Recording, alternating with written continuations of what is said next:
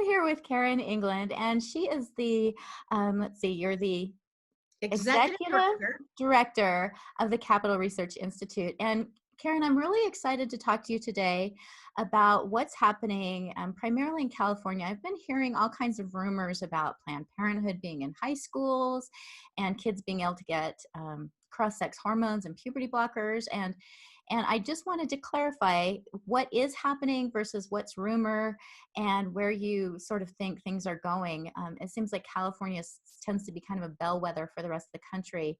And if we can see what's happening there, we can be prepared for what's likely to happen in other states. Yes.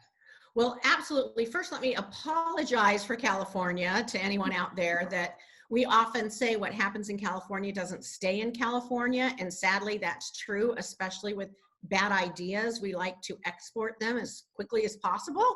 And so it's a concern. And when it comes to sex education, gender ideology, and fluidity, certainly California is the leader in that. However, it's really going on in every single school district. You know, last weekend I was in DC speaking to some pro-family leaders about this issue and really imploring them that deep red states like Georgia and Tennessee are being infiltrated, and they're doing it at the local level. They're not waiting to take it to the state legislature, some of this stuff they want to do, and we'll talk about that.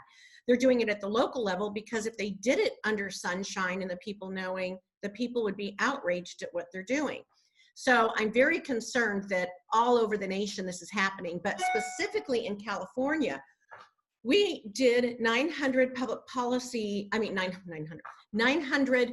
records requests on all the school districts in California to get the truth about what they're teaching regarding sex education and gender identity. In California, they have mandated gender ideology into the sex education. And so that's where we're finding a lot of it. And as a result of that, we turned around and had to do another 900 public records requests to get the information on Planned Parenthood's contracts with our schools. And so we're weeding through that. You can go to capitalresource.org. We should be done in the next 2 weeks, posting what curriculum they're using, what school districts, who they're partnering with, what gender clinics are tied to their school districts and contracting with them. And so it's pretty outrageous. And sorry, I didn't let you get a breath in, Erin. Oh, no, I appreciate it. And I just wanted to, part of my brain is kind of exploding because of how powerful all this is. And the fact that what you said, that this is coming in at local school districts in red states as well. I live in Utah and I'm shocked at what's happening here.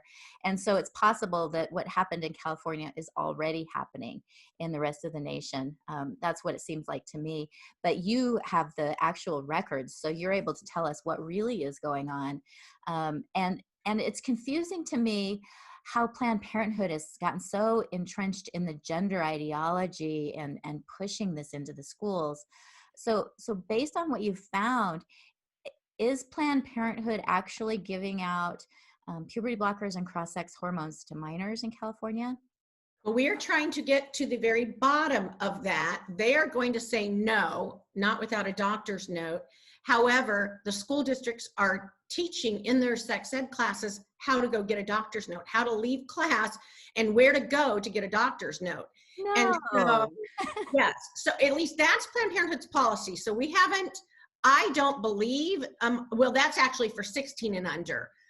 I don't believe that they're waiting. They believe that a minor has a right, and it is the law through case law, to have confidential medical services in the state of California. And they are looping all of that cross-sex hormone, all of that under that same privacy that has been litigated.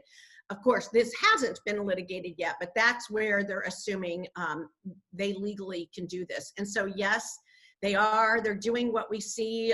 There's a case out of Wisconsin. They're keeping shadow records. So a parent won't know if your child is living as the opposite sex at school than what they were born with. The schools are actually keeping a secondary file that's kept secret from the parent that keeps the pronouns, the sex, all of that information from the parent. So the only, and they do it under FERPA, the federal law. However, FERPA is exactly the opposite. FERPA is giving the parents the right to see their children's records at school. And so I'm encouraging people to do FERPA requests. And so the school knows, hey, I know what my rights are as a parent. And if you're doing this, you're going to get caught.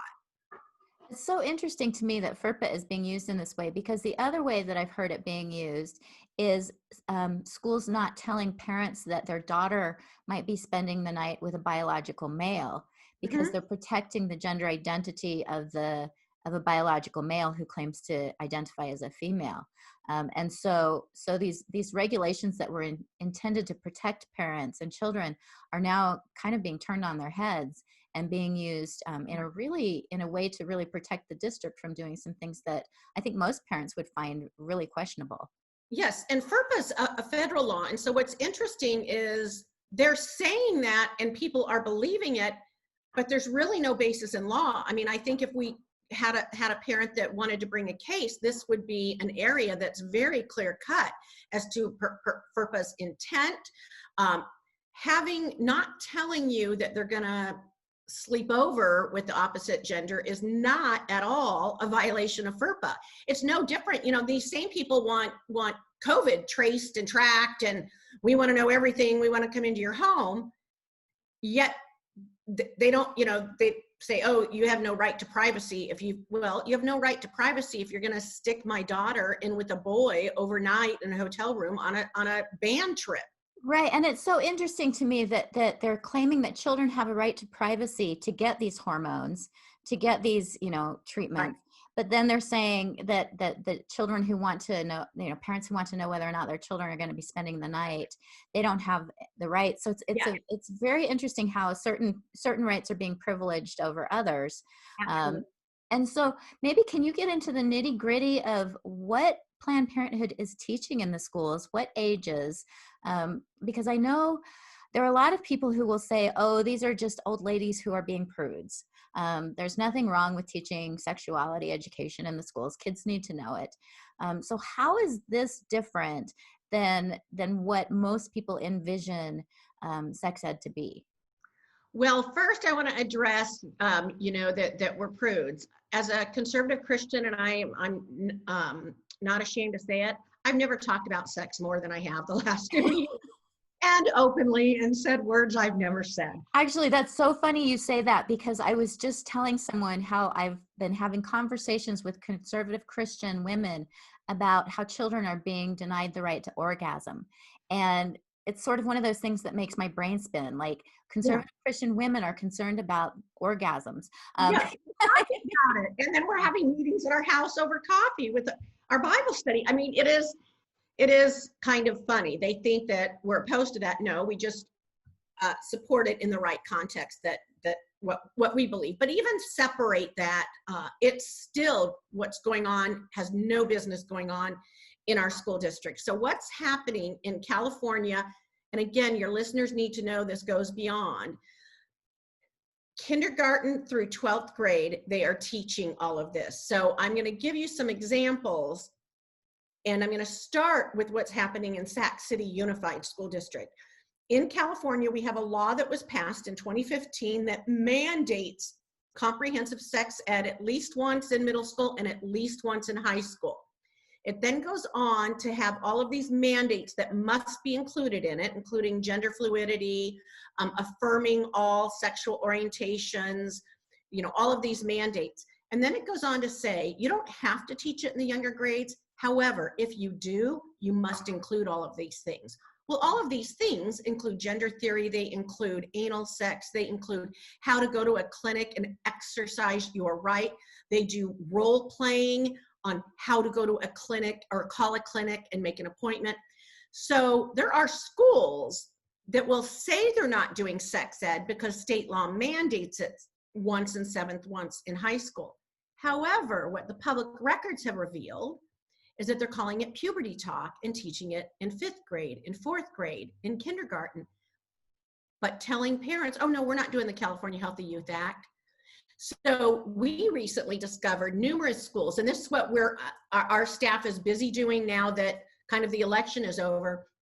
we are putting out our spreadsheet that says what school districts, what curriculum they're doing, what they're using, what grades they're teaching it.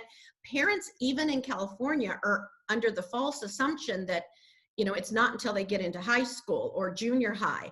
And so we're really exposing that not only are they doing it, but the shocking thing about Sacramento City Unified School District is that it was the PTA, the local PTA, that contracted with Planned Parenthood to come in to teach the fifth graders the Planned Parenthood sex education, calling it puberty talk. And Wow. they are lying to the parents and telling them, when you go look at their budget, it will say assemblies. So parents are thinking, oh, we're paying for an assembly. No, they're giving $3,000 to Planned Parenthood to come in and teach fifth grader sex education. That just is astonishing to me that Planned Parenthood has gotten this direct avenue to kids. And I have viewers who are, you know, radical feminists, and I have Christian conservatives and everything in between. And there are people who are going to support Planned Parenthood because they think that women need and deserve what is called reproductive health care, and that Planned Parenthood provides that.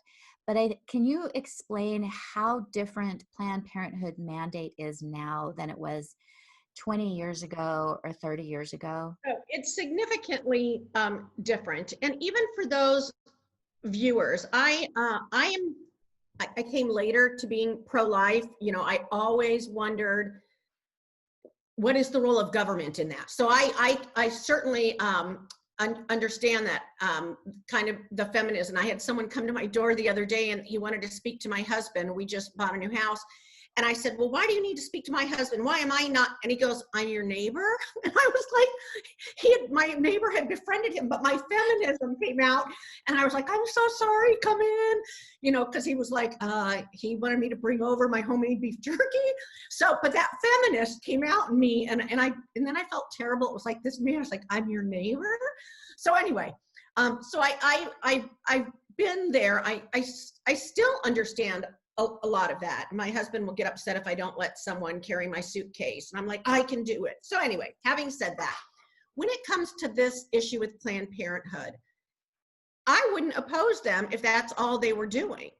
Well, I'd oppose taxpayer dollars. Right, and probably not wanting them to come into the schools, but if they were just running clinics. I would not be having them not just come into our schools, but we are paying for it. So we are paying for a teacher, and in these contracts, we are paying Planned Parenthood.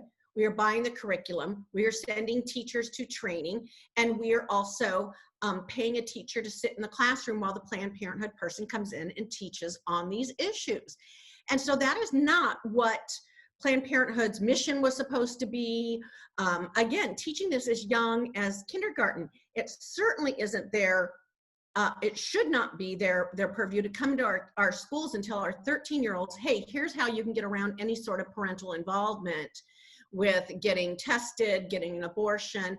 And that's what they've become. And now, as you've mentioned, branching out into the cross-sex hormones and the whole gender issue, because there's so much money there. And I think, I do believe wholeheartedly, and that's why they're in the schools. These are going to be their future customers and clients, and they are breaking down that barrier of uncomfortableness, of, you know, trying to convince them, yes, if you feel like a tomboy, you may be a boy, so let's come to the clinic and talk about it. I mean, it's quite frightening. They're a kind of a one-shop stop now for our youth, not women, but our youth. And they are so focused on that. If you go look at any plan that they have, and if they're part of a national group, there's a recent one called a Blueprint for Reproductive Rights. It's full of mandates and activities to go right into the schools and the youth, and to you know, get all the way around the parents. And so that's a huge problem. You may think that reproductive rights are something you can exercise. Great. I may not agree with you. However, going in and telling kids when the parents aren't around and that the parents don't need to be part of this decision is just undermining. any parental authority, even for those that do believe in abortion and reproductive rights. Right. These are pretty invasive medical treatments. Yes. And one of the things that bothers me the most is that you talk about kindergartners being exposed to this gender ideology. And when you start having kindergartners talk about girls can have penises and boys can have vaginas, all of a sudden you're introducing a language into the classroom that is really inappropriate for that age. And then you compound that by having teachers say, you don't have to tell your parents if you feel this way, we will hide it. And Maria Keffler just gave a speech that I listened on, and she compared it to how pedophiles groom children, and it lines up exactly with how pedophiles groom children. And Right. it really is an attempt to undermine parents. There's this belief now that Planned Parenthood and teachers can actually be better parents, Right. and should be. And that's what I think is so shocking. And um, to me, it's just it's almost like we were conditioned into accepting the idea that children needed certain medical treatments without parental knowledge. So when I was 13, I was able to access birth control without my parents knowing. And it sort of was accepted that that was okay. And Right. now I look back on it and I'm kind of like, whoa. At 13, I thought I knew everything. At 13, I thought, of course I should be able to do this. And your parents know nothing. They know nothing. Now I look back and think, oh, what did those hormones do to my body? And why didn't anybody pull me aside and say, hey, kid, you're not quite old enough to be having sexual relationships? Right. And so it sort of, but it conditioned us. And then we became conditioned that if girls need abortions, that of course they should have access to them. And then we find out that we actually have pimps bringing girls who are being trafficked in to have abortions. Um, and so those women are not, those girls are not getting the help that they need, not getting out of being trafficked.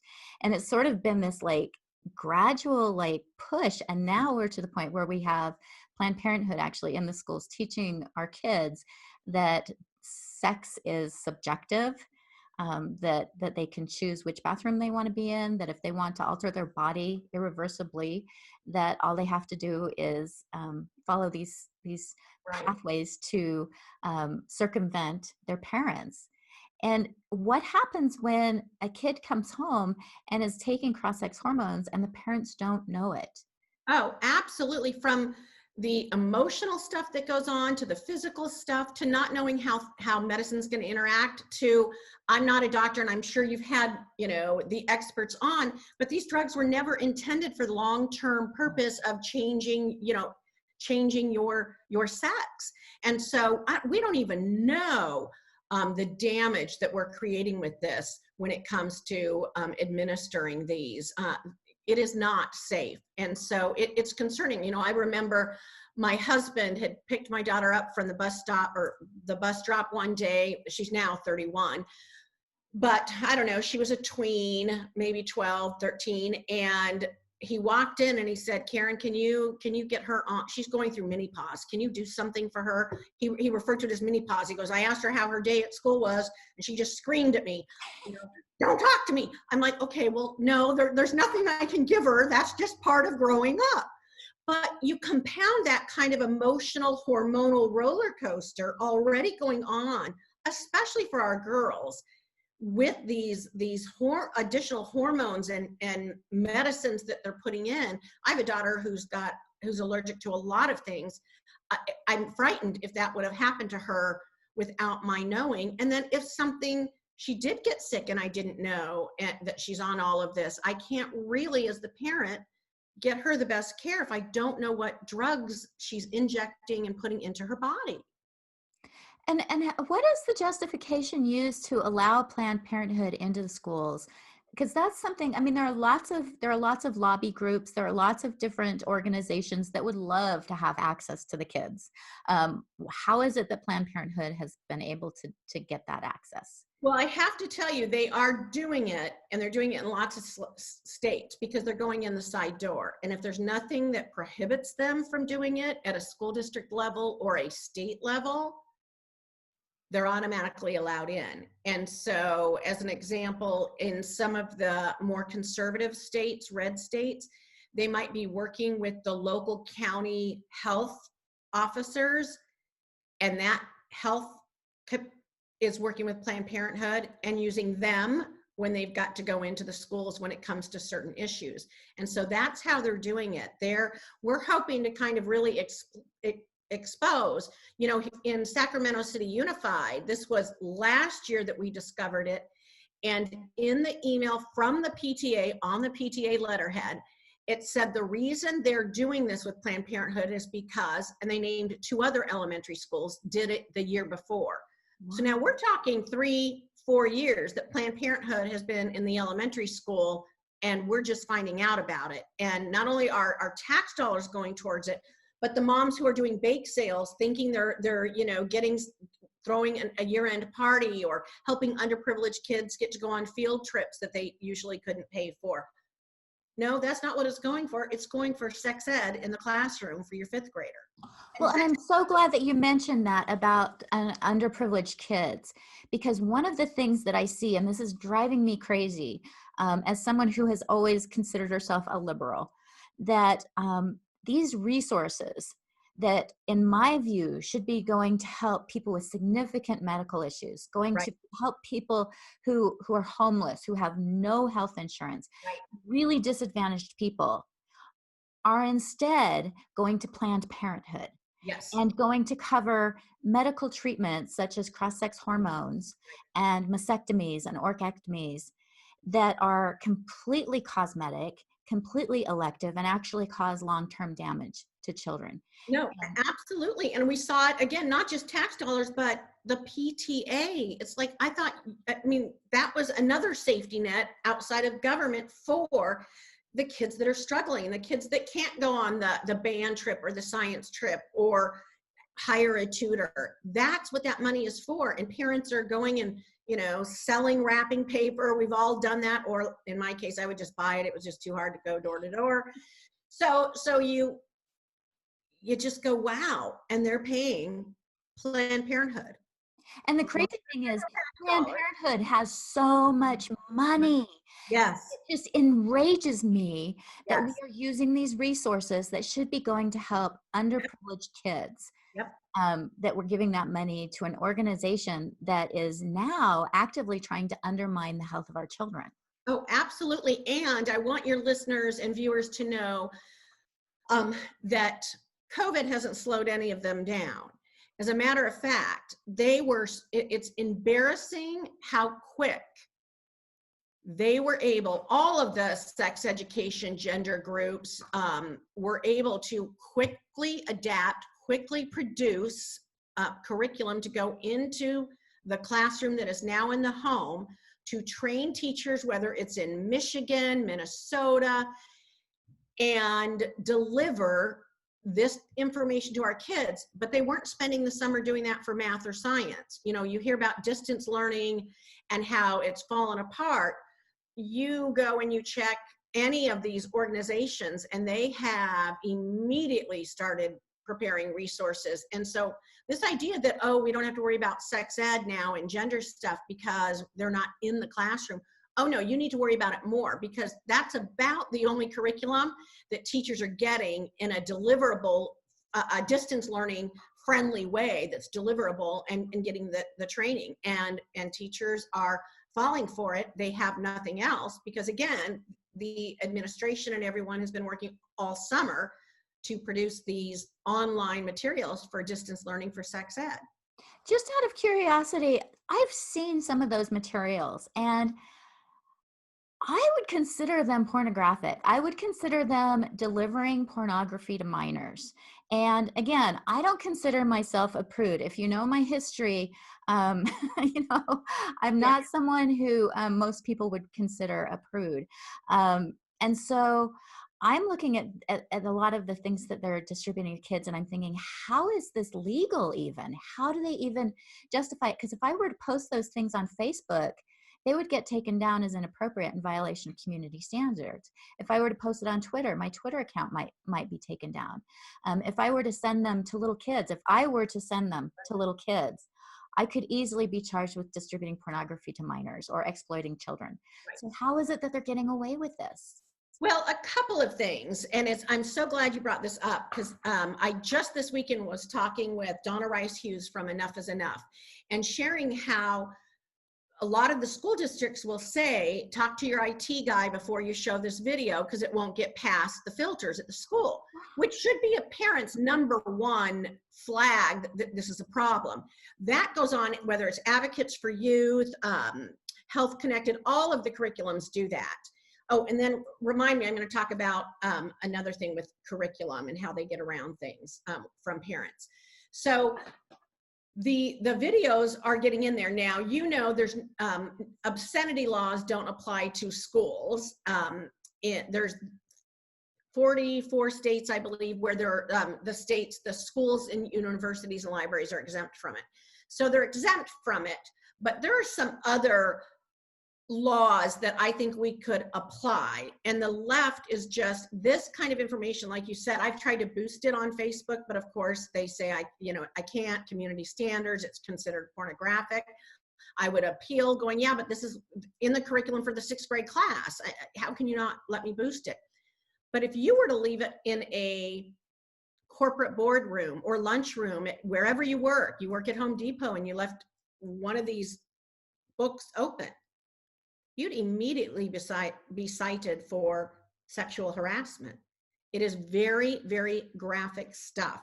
And for people, some people will say, well, why are you just focusing on sex ed? They're weaving it throughout all the curriculum. And that's true, and I care about that. However, the visuals that our kids are getting, both in descriptive words and in the graphics, really is assaulting to the mind. And it's very different when you're getting bombarded with that daily, and those visual pictures daily in your captive, up on your screen. And you're having trusted adults showing it to you, which breaks down those important boundaries. Yes, and telling you, hey, let's all talk about it now. Like, there is no modesty is bad. No, I don't want to be saying these words nonstop next to the other, 11-year-old boy. It's inappropriate. And if a child complains about it, they're the ones who get ostracized. Somehow they're, I've heard even, that we're not allowed to shame anybody who has these opinions, and yet they can prude shame all they want. Yes. Well, that brings up a really good point. If your viewers will remember, about 3 or 4 years ago in Rockland, California, they had a transgender student, a little boy in kindergarten, who they did a coming out party for, and had him go into the kindergarten bathroom. He changed into a dress. They read I Am Jazz in the red crayon. He came out and they announced him as a girl and with his new name. And these are kindergartners At a charter school, the parent-friendly charter school. Parents were not notified. This was 2 days before kindergarten graduation. So what we have discovered after our public records request and some things that had happened, the parents weren't the ones super pushing it. It was the administration. The parent had actually said, he's going to be a girl. We're not sure where this is going. We're going to have him see someone over the summer. Just wanted to let you know, and this is what the name he wants to be called. So that happens. They do this big ceremony. Kids are confused. You have one little boy that went home, didn't want to play with his sister's toys. He was just confused. How did my friend, I'm just going to say the name, Charlie, all of a sudden become Susie? It just couldn't comprehend. And of course, the parents weren't involved in any of this process. I mean, you had a lot of these kids processing different ways. Some of them couldn't even communicate to their parents. I heard from one father who 4 months later said, I remember when Sophie came home and she was telling us, but I didn't know I thought she was talking about a play they did or a book they read. She's very dramatic. And so these kids couldn't process it. Well, there was one little girl whose parents really weren't that upset that this had happened. And the next year, keep in mind, this happened at the end of the school year, they have the summer. The mom tells her, okay, now when you go up to Charlie, you need to be nice. He's had a rough summer, all of this stuff. So they're in different first grade classes. This little girl runs up and sees Charlie, refers to him as Charlie. That's really all she's known. and is immediately reprimanded twice.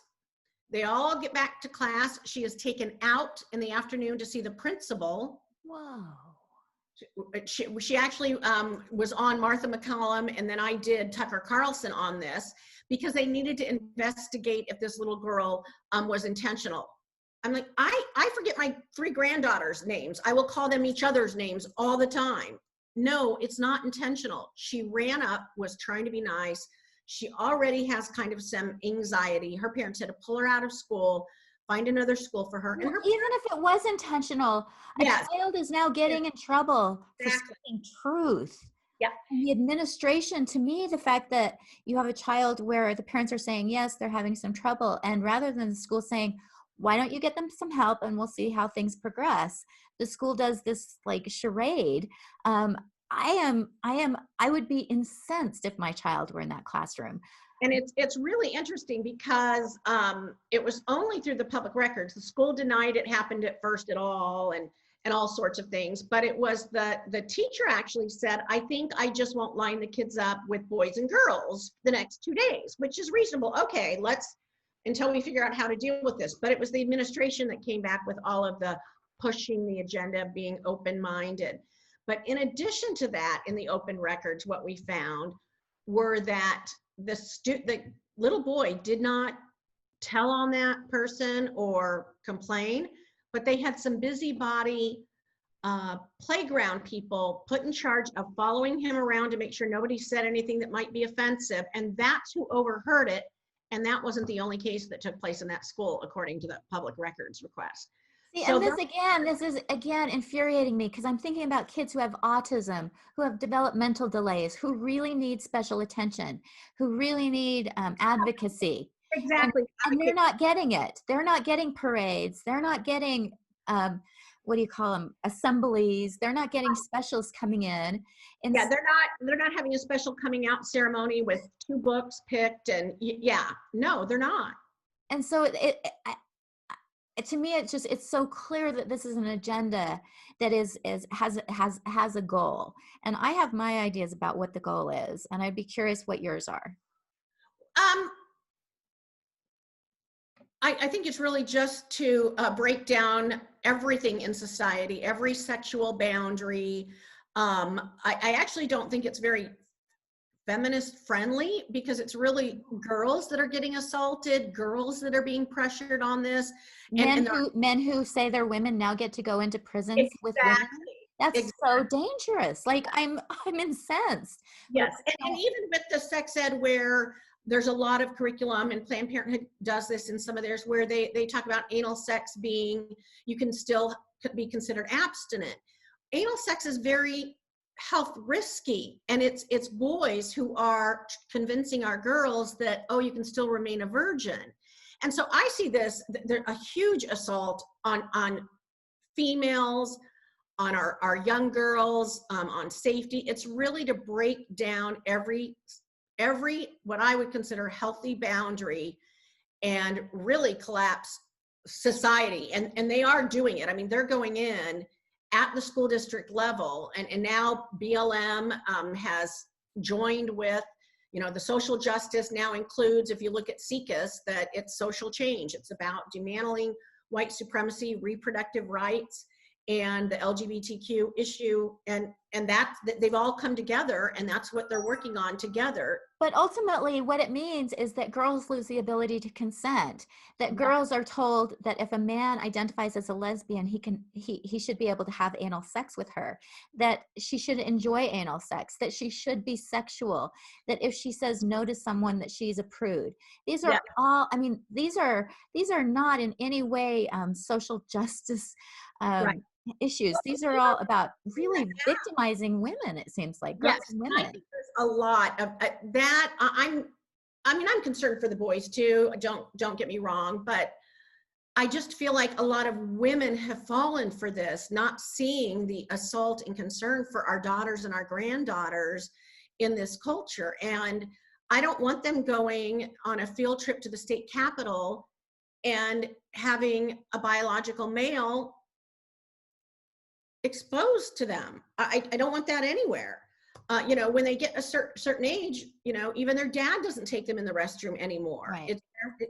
It's Nana or they're, you just, yeah, it's Well, frustrating. that's a really good point. And one of the things, the compassion that I have for the boys is what I think the messages that they're getting is that they're not okay if they're boys. And therefore, the only way to really be okay if you're a boy is to say you're a girl.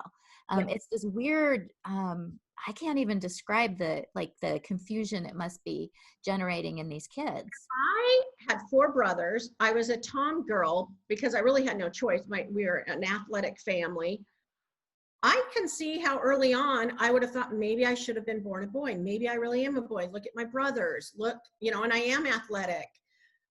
I can see how that kind of thing would really have messed with my mind. Asked just normal questions as I was growing up with a family of 4 boisterous athletic brothers. Yeah. It was all very normal. Well, and But it's funny because I talked to somebody who, is very liberal, very much into, girls and women's rights and was telling him about what's happening. And he looked at me and he said, well, can you blame the girls for wanting to become boys? And that's kind of the attitude is, well, do you blame them? Instead of, hey, let's put the brakes on and turn this around so that girls don't feel like they need to become boys to be safe. right. Or to have boundaries or to be able to protect themselves. And that's why feminists should be, and why I love Wolf and some of the other that need to be outraged over this. And I don't know why more aren't. Yeah, and that's the other thing that's really confusing to me is that I've been accused of being a men's rights activist in the past for some things that I've said and done, and it confuses me because I'm a human rights activist. Right. But I really do believe a lot of these feminists have been co-opted, and they are fighting for the rights of men, or actually the feelings of men over the rights of women. Yes. Now the feelings of men are superseding our rights and protection.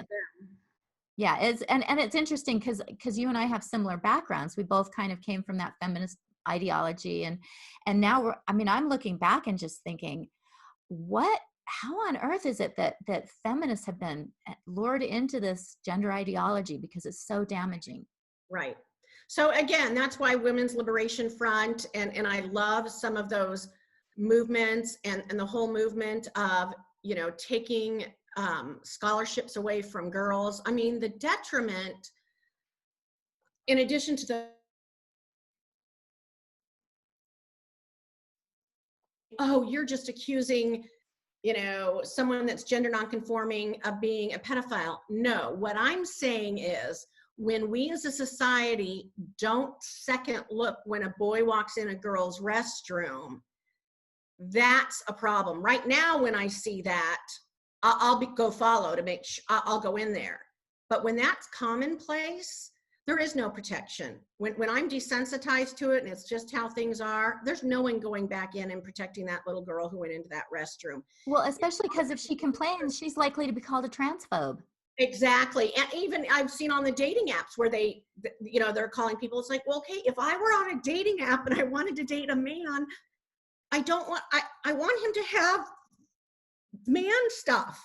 I mean, that's the point. Anyway, so it's gotten so crazy. Yeah, and it's so complicated and confusing. And I think most people just don't have a clue of really where it's going. And one of the things that I've noticed in California is this push for California government to fund these treatments. So children, I've seen children being encouraged to emancipate themselves so that they can get funding from the government to cover their gender treatments, which are really expensive. These transgender treatments are super expensive. And the long-term health outcomes are going to be expensive. So can you talk a little bit about that? Yes, don't worry, because we're going to get them funding, because we may not be able to go outside our house and work. We may not be able to go out and eat where the governor eats or send our kids to school where the governor does. But we just set aside a minimum of $15 billion in a transgender giveaway for tax dollars to fund sex reassignment clinics, they're called wellness clinics for that purpose. So California, of course, we've got fires, we have homeless all over the streets, we're getting locked in our homes, people are losing jobs, we can't even pay the unemployment for these people. but we just approved billions of dollars of taxpayer funds to go to these organizations. And some of them, I read that, like modern dance for transgender people. Like these are like yoga, and Yeah, I mean, yeah. these are like these are not even this isn't like support groups. This is like leisure activities being Yeah. funded at, and for some reason transgender people are going to get access to this when we have people who can't pay their health care bills, where we have people who are homeless, where we have people who are starving. We have people who are The suffering food because bank they're lines fires. are huge. Yeah, What that money could have gone for. yeah. Yeah. And it does, my understanding is that it will cover these treatments for children. And Yep. what I wonder is if the state is going to be committed to pay for those kids throughout their lifetime, because the damage that is being caused to those kids now are permanently medicalized. And it's incredibly unfair for the state to pay for something that damages kids and then not to carry that child through all the different medical complications they're going to have, which is going to be outrageously expensive. I mean, we're just, Erin, we're, it's no, and I do know your story. We talked, and a powerful story. It is no coincidence that you, myself, and others were born in this time. And this is the tip of the iceberg on this issue. And I think that we need more people to come alongside us, because it is a very dark, very shaming, I've never been called more names, or I've never had to call security except when dealing with this issue. I could deal with disagreeing on gay marriage and other things with people at the Capitol, but this one gets so aggressive. There's so much anger. So I understand it's hard for parents to speak up, but we need you to join with us and speak up, or this is going to continue. We need to continue. We need to, as Heidi St. John would say, get off the bench. It is time for all of us to get off the bench and do our part. And people like Erin, and I mean, your story is powerful, even how just the personal and why you thought, okay, well, I'm okay with having counseling, because, it's just crazy. It's gone so far, so fast. The American public is not with the people, the progressives on this. Right. And they often, I don't think they understand. They don't understand that I was removed by security at an event at a public library by our local Equality Utah group, because I was trying to talk to the director about my concerns about the conversion therapy legislation. Right. I was called horrible names in Alabama by men who were saying they felt like they were women. In any other circumstance, people would be outraged if men were treating women like this. Yes. But in this case, we're allowing men to misbehave in outrageous ways. And instead of being called out, they're supported, and we're the ones who are being called bigots. Right. No, it is. And we saw that at the Supreme Court, with the Harris case. And it's really interesting. It's usually angry men believing that they're women that are doing it, and it's all excused. It's all okay. They can push, shove, scream, spit, hit, and nothing happens to them. We're still the bigots. Yeah. And death threats. I've even gotten death threats. I mean, it's bizarre to me that we're at the point now where men can misbehave to this extent, and women who are calling them out on it are considered the evil ones here. So this is like it's hard to know where to go from here. Did you get to cover everything that's happening that you felt is important for people to know? Well, yes, just I would encourage you to dig deeper at the local level, for every parent to dig deeper, figure out how to do a public records request, contact our organization. It is happening in deep, deep red states. And so don't think your school district's safe. My daughter-in-law in Tennessee sent a podcast I was on to a bunch of her friends in Tennessee from her Bible study. And they said, they were texting her back, yeah, I listened. My daughter Claudia came back and said, yes, they were talking about this. I mean, they were all shocked. What? This is going on in our schools in this deep red state. So I just really want to encourage your viewers to really dig deep.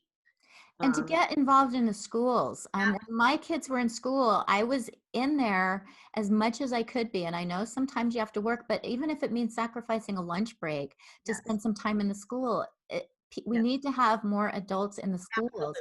which is horrible to say that we need grown-ups in the schools to watch what's going on. Um, Yes. and ideally, we need grown-ups to say no more grooming of our children. This is Absolutely, because it is unacceptable. grooming. And I'll say one of the good things about COVID, all of these meetings are now online. You really don't have an excuse not to stick one of your earphones in as you're cooking or as you go to bed watching the replay. There's nothing to tell you about what's going on in the school district better than watching one of the school board meetings and seeing how they talk about parents, the agenda, the things they want to push in schools. And so I would encourage everyone to go look at the last school board meeting that's online, when you've got an hour or two while you're cooking dinner, or, you know, um, do it when you're driving in the car somewhere. So there's easy ways that you can kind of get caught up to speed on what's happening locally. And your organization is going to be processing all those requests that you made. Yes, I will post a link to your organization. When great. do you think that you'll have sort of an official report? I Next week is Thanksgiving, so that's kind of our deadline, is to get it done that week, get it to the person to put it up online, and then go live. So we will have it in December for sure. It's Okay. year. Our first request was made in September of last year, but to get all the information to follow up, and we're still continuing. There's still information we're trying to gather from these districts. They're trying to hide it, but we will have it up there for parents. Well, and that's what's important to know is that this is what we're being allowed to see. Yeah. And if what we're being allowed to see is this shocking, imagine what they're hiding. I mean, that's what concerns me is I can't even, I fear for our kids right now. And we really do, like you said, this is a call to action. We can't just sit around sort of going, oh, that's terrible. We need to start standing up and fighting against it. It's a lot more than just sharing a Facebook post. I used to say, hey, let me do this. You guys stay home, take care of your families. No, we all hands on deck. We are culturally in need of all hands on deck. Yes. Well, and thank you so much for your work and sharing what's going on. It's incredibly disturbing, but I think really people need to know. Like you said, we can't just try and share it on Facebook anymore. We need to every single person who's concerned about this needs to make a commitment to find out what's happening in their schools, to write their legislators, to tell their neighbors. This is a call to action. So, Karen, thank you so much Thank for your you. time.